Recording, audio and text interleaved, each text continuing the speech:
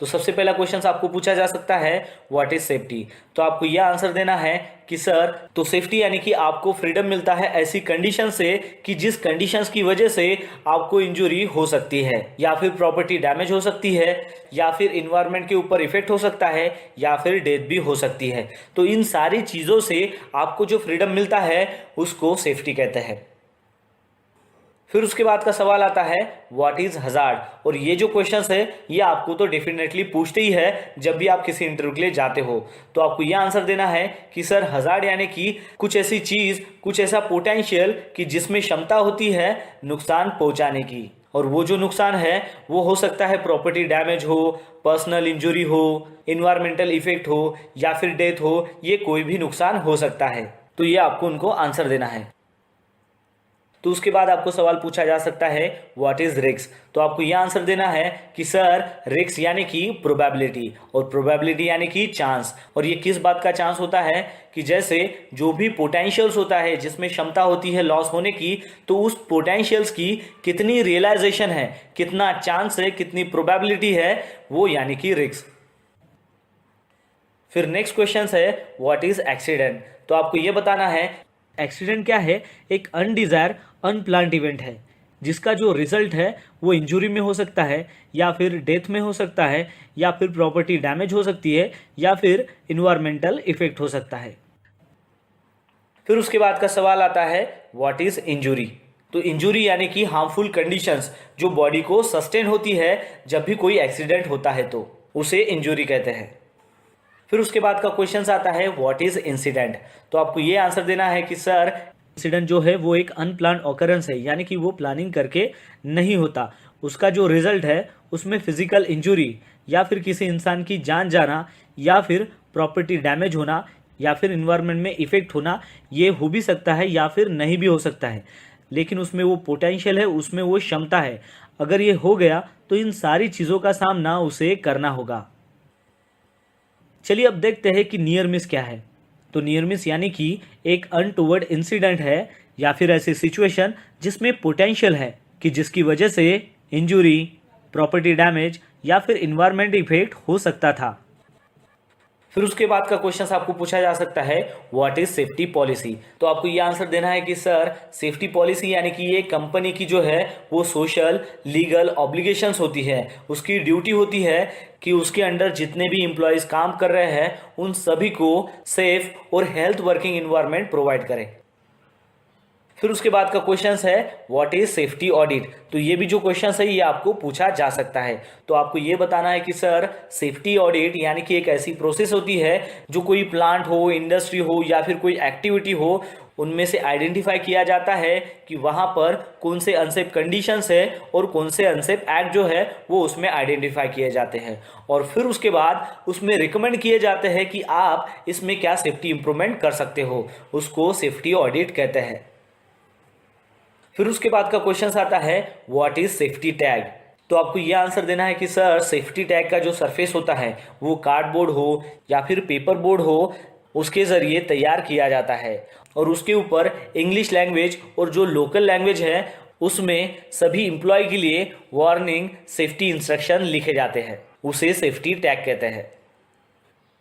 फिर उसके बाद का क्वेश्चन है व्हाट इज सेफ्टी प्रोग्राम। और ये जो क्वेश्चन है वो ज़्यादातर इंटरव्यू में आपको पूछा जा सकता है। तो उसके लिए आपको ये आंसर देना है कि सर, सेफ्टी प्रोग्राम यानी कि ऐसी 5 मेथड्स होती है कि जिसकी वजह से एक्सीडेंट जो है वो प्रिवेंट किया जा सकता है। उस सेफ्टी प्रोग्राम में ऐसे कौन सी 5 मेथड्स होती है कि जिसकी वजह से एक्सीडेंट को प्रिवेंट किया जा सकता है।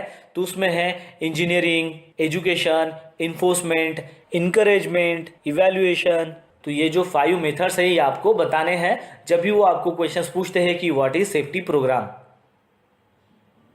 फिर उसके बाद का क्वेश्चन है व्हाट इज एटीट्यूड। तो आपको यह आंसर देना है कि सर, एटीट्यूड यानी कि कंटिन्यूअस बिहेवियर। उसमें अगर आदमी का बिहेवियर अच्छा है तो उसकी जो होने वाली एक्शंस है वो करेक्ट हो सकती है या फिर सेफ हो सकती है, उस चीज़ को एटीट्यूड कहते हैं।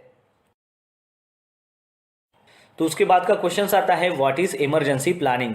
तो आपको यह आंसर देना है कि सर इमरजेंसी प्लानिंग यानी कि कंट्रोल मेजर्स। और ये जो इमरजेंसी प्लानिंग है ये एक्सीडेंट को कंट्रोल कर सकती है, जिसकी वजह से आदमी को सेफ महसूस हो सकता है और साथ ही साथ वो जो मीडिया है उनको इन्फॉर्मेशन प्रोवाइड की जाती है।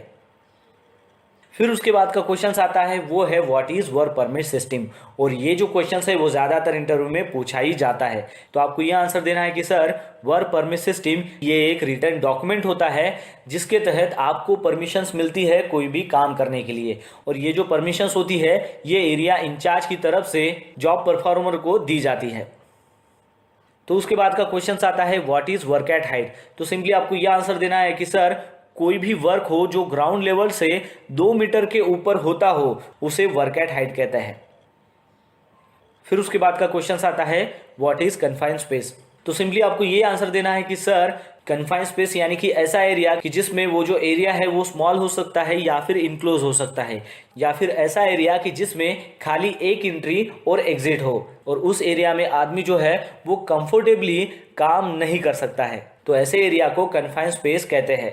तो ये कन्फाइंड स्पेस की डेफिनेशन होगी। लेकिन अगर आपको कुछ इसमें और डिटेल ऐड करना हो तो आप कह सकते हो कि सर कन्फाइंड स्पेस यानी कि ऐसा एरिया कि जिसमें ऑक्सीजन डिफिशियंसी हो सकती है या फिर ऑक्सीजन जो है वो इनरिचमेंट हो सकता है, इल्यूमिनेशंस वहाँ पर कम होता है, वहाँ पर वेंटिलेशन जो है वो नहीं रहता है, या फिर आप ये भी कह सकते हो कि वहाँ पर टॉक्सिक गैसेज जो है वो मौजूद हो सकते हैं। तो ये भी जो पॉइंट्स है ये आप उसमें ऐड कर सकते हो। और ये जो क्वेश्चंस है ये आपको ज़्यादातर इंटरव्यू में पूछा जाता है। फिर उसके बाद का क्वेश्चन आता है व्हाट इज एक्सकेवेशन। तो सिंपली आपको यह आंसर देना है कि सर कोई भी टनल खोदने के लिए हो या फिर मार्किंग करने के लिए जो होल किया जाता है, और वो जो होल है वो कैसे, तो बाय डिगिंग से। और ये डिगिंग जो है वो आदमी के ज़रिए या फिर मशीन के ज़रिए की जाती है। यानी कि आपको जो है वो ग्राउंड लेवल से जो है वो मिट्टी रिमूव करना होता है, डिगिंग करना होता है, वो चाहे आप आदमी से करो या फिर मशीनरी से करो, उस एक्टिविटी को एक्सकेवेशंस कहते हैं।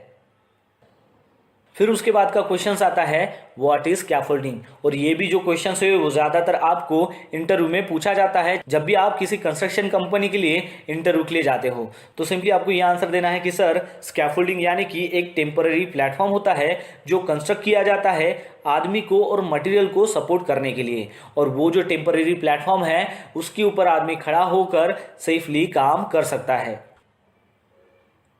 फिर उसके बाद का क्वेश्चन आता है व्हाट इज वेल्डिंग। तो आपको यह आंसर देना है कि सर वेल्डिंग यानी कि ऐसी प्रोसेस होती है कि जिसमें मेटल को ज्वाइन किया जाता है, और वो जो मेटल है जिसको ज्वाइन किया जाता है वो आइदर इलेक्ट्रिकल से हो या फिर गैस से हो, उस प्रोसेस को वेल्डिंग कहते हैं। फिर उसके बाद का क्वेश्चन आपको पूछा जा सकता है व्हाट इज गैस कटिंग। अब हमें ये पता होना चाहिए कि गैस कटिंग क्या होती है। तो गैस कटिंग यानी कि ऐसे प्रोसेस कि जहां पर मेटल्स को कट किया जाता है, और वो जो कटिंग है वो बाय यूजिंग ऑक्सीजन और कंबस्टेबल गैस के जरिए किया जाता है। तो उस प्रोसेस को गैस कटिंग कहते हैं।